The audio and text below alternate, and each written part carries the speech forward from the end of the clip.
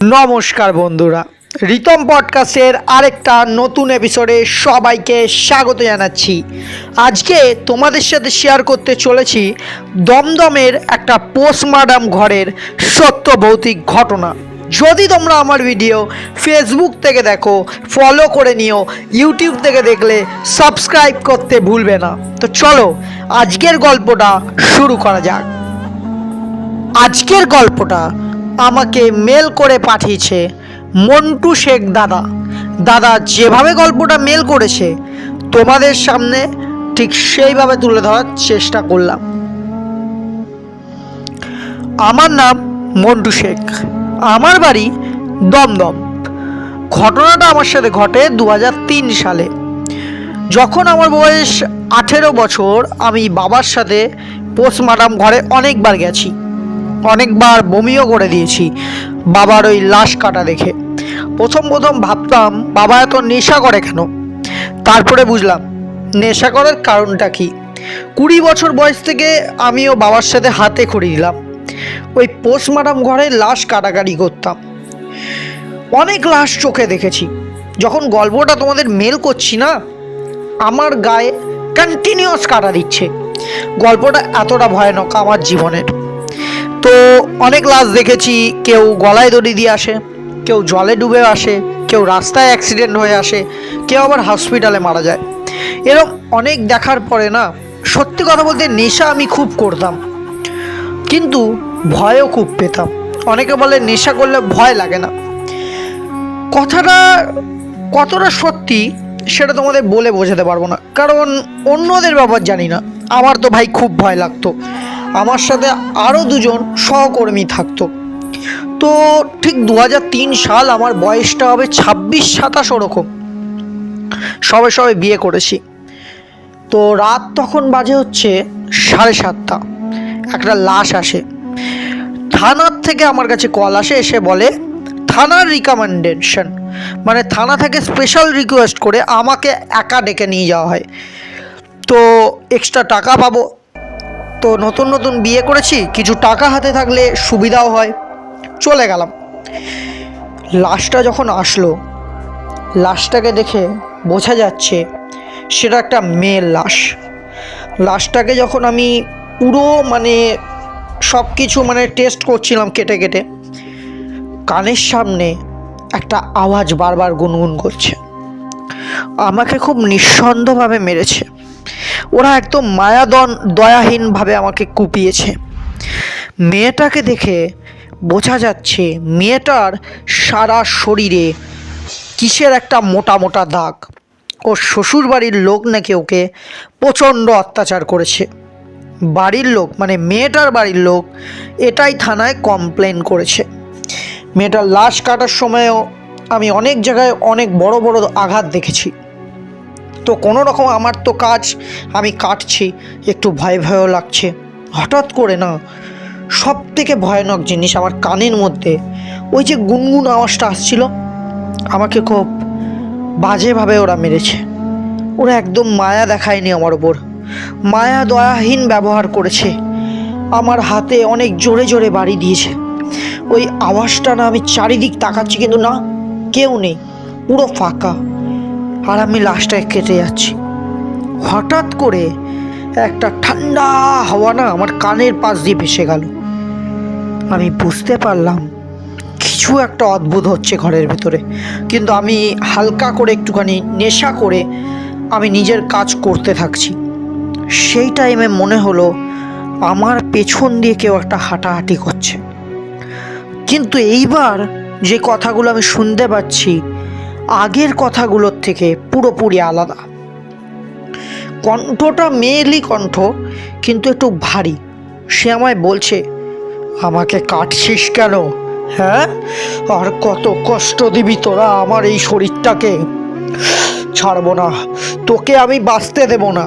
আমার সারা শরীর কেমন যেন একটা ভারী হয়ে গেল। আমি যেটা দিয়ে কাটছিলাম সেটা পর্যন্ত আমার কাছে ভারী লাগছে। তো কোনো রকম কোনো দিকে ধ্যান না দিয়ে আমি ওগুলো কাটতে থাকি।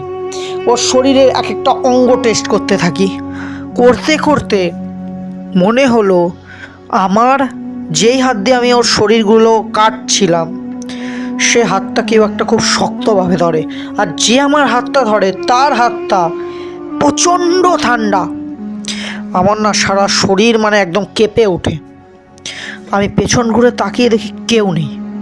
হঠাৎ করে লাশটার দিকে তাকিয়ে দেখি লাশটার চোখগুলো, মণিগুলো না ঢুকে গেছে। মানে চোখের মধ্যে ওর মণি নেই, পুরো অন্ধকার একটা কালো টাইপের স্পট পড়ে গেছে, আর ওর সারা শরীর কেমনটা কেঁপে কেঁপে উঠছে। আমি প্রচণ্ড ভয় পেয়ে যাই। সঙ্গে সঙ্গে না একটা ঝোড়ো হাওয়া কোথা থেকে আসে, মানে যেখানে আমি লাশটা কাটছিলাম পোস্টমর্টম ঘরের তার উল্টো দিকে একটা জানলা ছিল, ওখান দিয়ে একটা হাওয়া প্রচণ্ড জোরে বেয়ে আসে আর দরজাটা বন্ধ হয়ে যায়। আমি প্রচণ্ড ভয় পেয়ে দৌড়ে দরজার দিকে যাই, বাঁচাও বাঁচাও আমাকে। আমি দরজা খোলার চেষ্টা করছি, আর আমার ততবার মনে হচ্ছে কেউ বাইরে থেকে দরজাটাকে ধরে রয়েছে। আমি দরজাটাকে টানছি, হালকা দরজাটা একটু ফাঁক হয়ে যাচ্ছে। আমি দেখতে পাচ্ছি এত মানে কোমর অবধি কারো একটা চুল দিয়ে মুখটা ঢাকা, আমি দেখতে পাচ্ছি না। গায়ের রঙটা ঠিক শ্যামলা, মুখ দিয়ে কেরকম একটা লালাজ হচ্ছে, আর একটা আওয়াজ কানের মধ্যে ঘুরছে, ও ও ও, একটা গোঙানির আওয়াজ আমি কন্টিনিউয়াস বাইরে থেকে পাচ্ছি। আমি ভয়তে দরজাটা ছেড়ে দিই। পেছন ঘুরে যেটা দেখি, তোমরা হয়তো আমার জায়গায় থাকলে বা কম হার্টের, মানে হার্টে যারা একদম হার্টলি যারা একদম কামজোর তারা হয়তো মরে যেত। ওই লাশটা স্ট্রেটলি উঠে বসলো আমার চোখের সামনে, এবং লাশটা নিজের পা মাটিতে ফেললো আর দু হাত একদম আমার গলা টিপবে এরকম একটা পজিশনে নিয়ে আমার দিকে এগাচ্ছে। আমি ভয়তে দরজায় সেটে বসে বললাম, আমি চিৎকার করছি, বাঁচাও বাঁচাও বাঁচাও। পরের দিন যখন আমার চোখ খোলে, আমার চারিদিক ঘুরে লোক, সবাই বলে তোমার মনে হয় বেশি নেশা হয়ে গেছে, সারাটা রাত তোমাকে ডাকলাম, কী হলো, দরজা খোলো দরজা খোলো। কোনো উপায় না পেয়ে লাস্টে দরজা ভেঙে তোমাকে বার করা হলো, লাশটাকে অর্ধেক কেটে রেখে দিয়েছো। তোমার না এইভাবে হয় না। শেষে পুলিশ এসে আমার চাকরি খেয়ে নেয়। আমি যখন বাড়ি যাই, মানে এইসব পুলিশ কেস যে কী হয়েছিল রাতে, তুমি এত নেশা কেন করেছিলে, আমার চাকরি চলে যাওয়ার পরেও আমি যখন রাত 8টার সময় বাড়ি ঢুকি, আমার গায়ের তুমুল জ্বর, আর স্বপ্নের মধ্যে একটা মেয়ে ছেলে এদিক থেকে ওদিক করছে আর আমাকে বারবার একটা কথা বলছে, তোর আমি সব শেষ করে দেব, তুই আমার শরীর কেটেছিস, আমি সব শেষ করে দেব, বদলা আমি নেবই।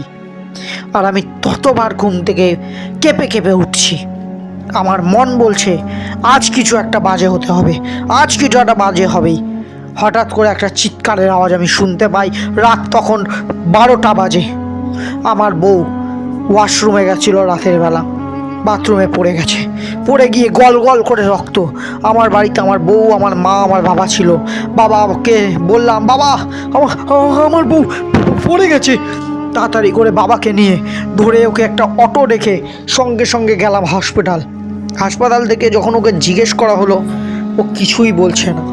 কেন বলছে না, ওই রাতে বাথরুমে কী হয়েছিল কিছুই জানতে পারলাম না। সেই রাতে ওকে বাড়ি নিয়ে আসার পরে ও মুখ খুলল, ও বলল বাথরুমের মধ্যে নাকি একটা নোংরা জামা পরা একটা মেয়ে কাঁদছিল।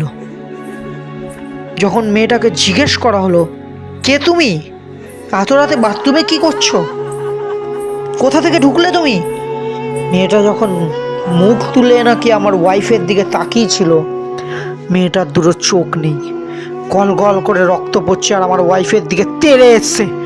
আমার ওয়াইফ ভয়তে উল্টে পড়ে যায়। সেই টাইমে আমার ওয়াইফের মাথাটা ফেটে যায়। তারপরে ঘটনাগুলো আরও সাংঘাতিক হতে রইল। আমার মনে হচ্ছিল আমার বাড়ির ছাদে কেউ কন্টিনিউয়াস লাফাচ্ছে। মনে হচ্ছে রাত 1টা-2টোর সময় আমার বাড়ির বাইরে কেউ নক করছে। মনে হচ্ছে আমার চারিদিকে কেউ ঘুরছে। মনে হচ্ছে আমার সারা শরীর প্রচণ্ড ভার। যদি গল্পটা এখানেই শেষ হয়ে যেত খুব ভালো হতো, কিন্তু গল্পটা এখানেও শেষ হলো না। দিন দিন আমি নিজেকে সবার থেকে একা করে নিলাম। আমার বিহেভিয়ার চেঞ্জ হতে থাকলো। আমার ওয়াইফের সাথে আমার ঝগড়া লাগতে লাগলো।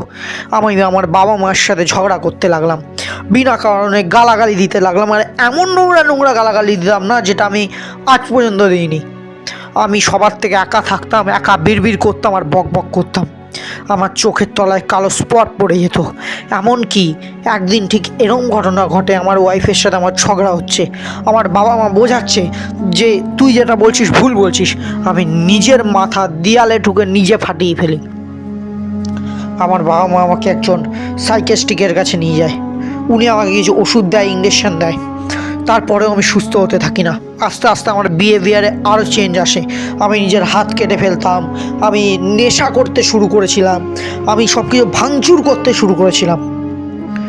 দেন আস্তে আস্তে জিনিসগুলো খুব বাড়তে লাগলো। ঠিক রাত 1টা বাজে, দিনটা আমি বলবো না শুক্রবার, আমি আমার ওয়াইফের হাতের মধ্যে বিশাল জোরে কামড়ে দিই আর গলাটাকে টিপে ধরে রাখি। আমার ওয়াইফ কোনো মতো নিজের হাতটাকে ছটফট করতে করতে একটা কাচের গ্লাস নিচে ফেলে দেয়। সেই আওয়াজে বাবা মা এসে আমাকে ছাড়িয়ে নিয়ে যায়। তাহলে সেই দিন হয়তো আমি আমার বউকে হত্যা করে ফেলতাম। আমার বাবা যখন আমাকে ছাড়াতে আসে, আমি আমার বাবার গলা ধরে দেয়ালে একদম ঠেসিয়ে দিই।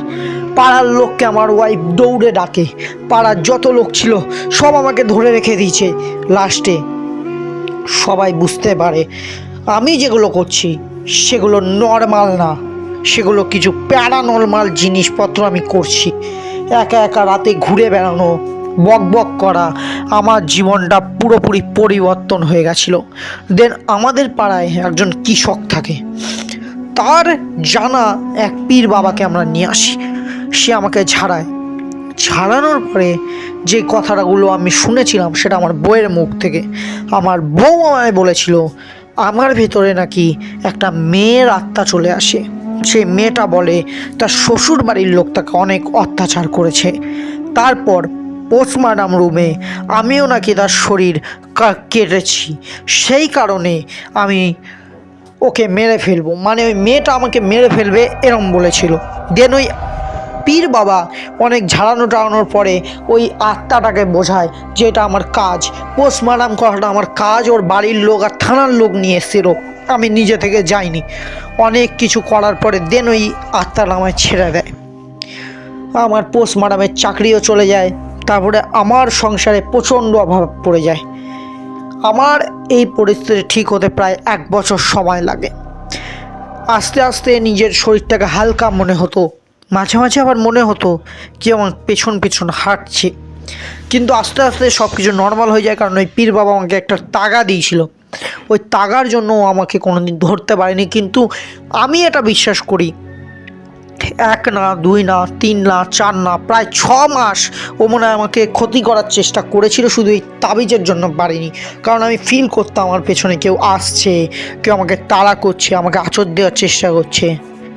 বাস আস্তে আস্তে সব কিছু নর্মাল হয়ে যায়। এখন আমি সুস্থ আছি। এই ছিল আমার লাইফে ঘটে যাওয়া একটা ছোট্ট গল্প। যদি তোমার ভালো লেগে থাকে তোমার শ্রোতাদের পড়ে শোনাতে পারো। Thank you. গল্পটা ছোট ছিল, বাট এই গল্পটা যখন আমি পড়ি, আমাকে যখন মেল আসে, অনেক দিন পরে এই মেলটা এসেছিলো আমার কাছে, আমার খুব ভালো লাগে। তো আজকের জন্য এইটুকু। যদি তোমাদেরও গল্পটা ভালো লাগে লাইক শেয়ার সাবস্ক্রাইব করে দাও। আর হ্যাঁ, আমার ডিসক্রিপশানে আমার মেল আইডি আছে। তোমাদের লাইফে ঘটে যাওয়া বা শোনা কোনো গল্প যদি তোমরা পাঠাতে চাও অবশ্যই পাঠিও, আমি আমার ভাষায় পড়ে শোনাবো। আজকের জন্য এইটুকু, টাটা।